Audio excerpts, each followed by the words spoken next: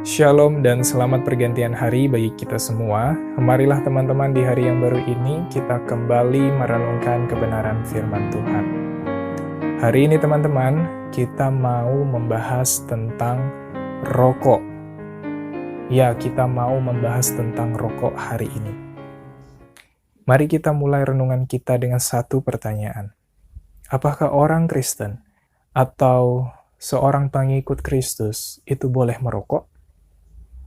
Sebelum kita jawab pertanyaan ini, mari kita melihat dampak-dampak negatif yang ditimbulkan oleh rokok. Sebagian daripada kita mungkin sudah tahu bahwa rokok itu dapat menyebabkan berbagai macam penyakit, mulai dari penyakit jantung, paru-paru, kanker, dan lain-lain.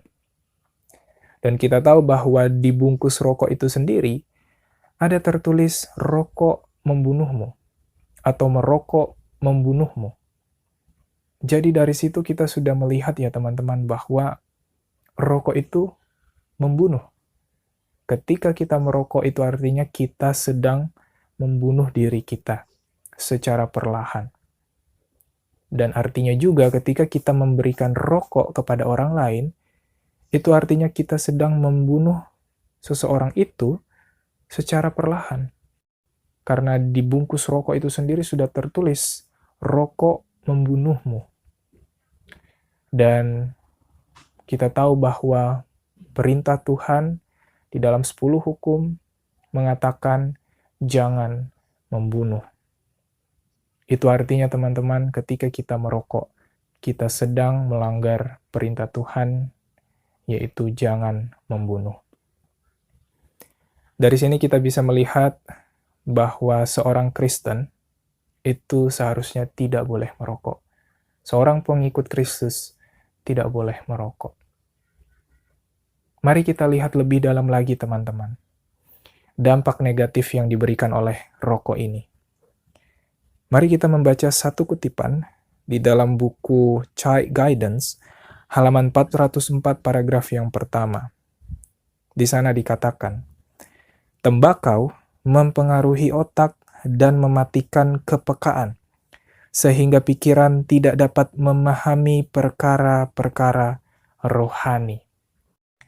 Dengan kata lain, kutipan ini mau berkata kepada kita bahwa rokok itu dapat mempengaruhi otak kita, sehingga kita tidak dapat memahami firman Tuhan, tidak dapat memahami perkara-perkara rohani, atau sulit untuk memahami kebenaran firman Tuhan. Inilah salah satu dampak negatif yang diberikan oleh rokok itu sendiri. Jadi sungguh sangat berbahaya ya teman-teman.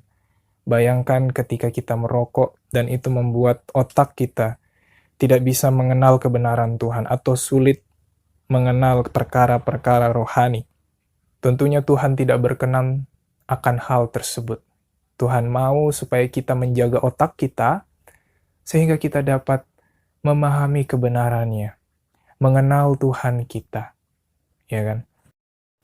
Mari kita lihat dampak negatif lainnya dari rokok ini, terdapat di dalam buku yang sama, halaman yang sama, tapi di paragraf yang ketiga.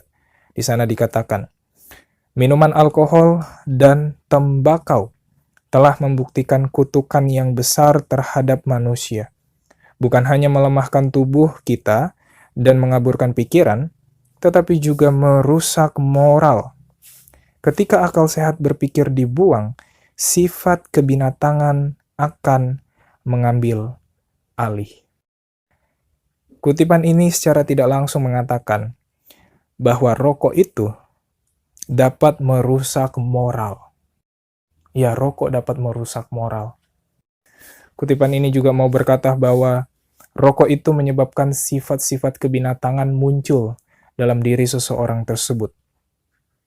Ya, artinya ketika moral kita dirusak oleh rokok, kecenderungan untuk berbuat dosa akan meningkat.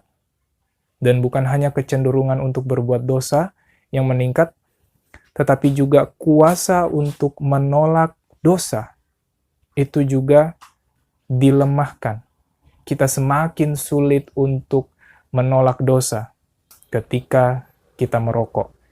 Karena apa ya? Karena kuasa atau kekuatan moral kita itu dirusak oleh rokok tadi.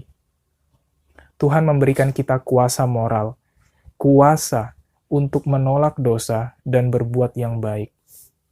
Tetapi ketika kita merokok, kuasa moral itu dapat dirusak. Dan tidak heran ketika seseorang merokok, keinginan untuk berbuat dosa atau berbuat jahat itu semakin bertambah atau semakin meningkat. Inilah teman-teman dampak negatif yang disebabkan oleh rokok. Dan tentunya ini sangat mempengaruhi keselamatan kita. Sekali lagi, janganlah kita menggadaikan keselamatan kekal kita hanya dengan sepuntung rokok yang memberikan kesenangan atau kenikmatan sesaat. Ya, mungkin tidak mudah ya untuk lepas dari rokok. Ya, memang tidak mudah.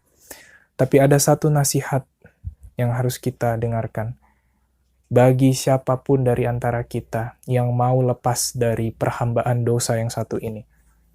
Ada satu kutipan yang bisa menjadi nasihat bagi kita, terdapat di dalam buku My Life Today, halaman 81 paragraf yang ketiga. Dalam kekuatannya sendiri, manusia tidak dapat mengendalikan dirinya. Tetapi melalui Kristus, ia bisa memperoleh pengendalian diri. Hanya melalui Kristuslah kita dapat menang melawan dosa.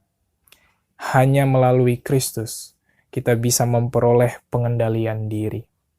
Biarlah kita mengundang Kristus masuk di dalam hati kita, sehingga kita pun dapat berbuah. Dan salah satu buah itu adalah penguasaan diri.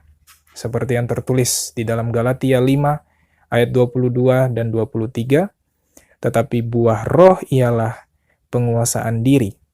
Tidak ada hukum yang menentang hal-hal itu. Hari ini kita belajar bahwa rokok itu bukanlah sesuatu yang baik. Sebagai orang Kristen, sebagai pengikut Kristus, kita tidak boleh merokok. Tadi kita sudah belajar bahwa bukan hanya memberikan penyakit fisik, namun juga rokok dapat memberikan dampak negatif terhadap kerohanian kita, terhadap pemahaman kita kepada firman Tuhan. Jadi marilah ketika kita masih di bawah kuasa dosa yang satu ini, mari kita datang kepada Kristus, mengundang Kristus diam di dalam kita, di dalam hati kita, sehingga kita dapat berbuah dan menang melawan dosa. Demikianlah renungan kita pada petang hari ini. Selamat pergantian hari, dan Tuhan memberkati kita semua. Amin.